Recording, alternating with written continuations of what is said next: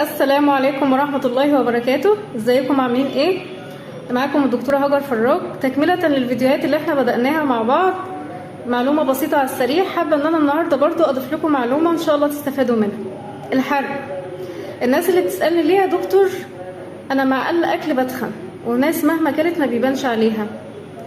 طيب لو حابين انكم تعرفوا اجابة السؤال ده، مبدئيا مفيش جسم ربنا خلقه ما بيحرقش، اجسامنا كلها بتحرق، خلينا متفقين على ده. بس اختلاف الحرق ده بنسب متفاوتة نتيجة لأسباب متعددة.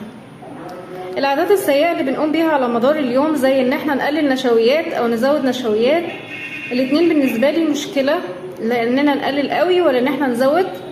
تاني حاجة ان احنا نقلل بروتين. البروتين له دور كبير جدا في الحرق، كل لما الكتلة العضلية تكون كويسة في الجسم الحرق بيكون افضل. تالت حاجة التغيرات الهرمونية والفسيولوجية.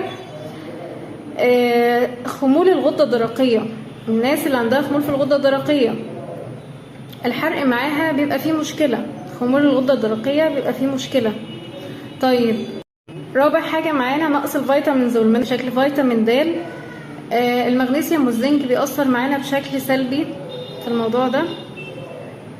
خامس حاجة الجينات طبعا لها دور كبير في الموضوع ده، انا مش هعرف ان انا اتجاهلها برضو.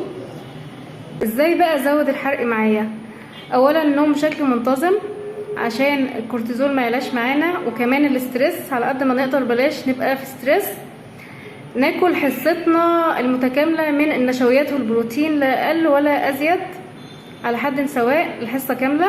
تالت حاجة نلعب رياضة، الرياضة لها دور كبير في انها تبني العضل بشكل كويس، والعضل هو بيزود معانا الحرق. بس يا رب تكونوا استفدتوا معلومة بسيطة على السريع، واي حد عنده اسئلة يقولها تحت في الكومنتات.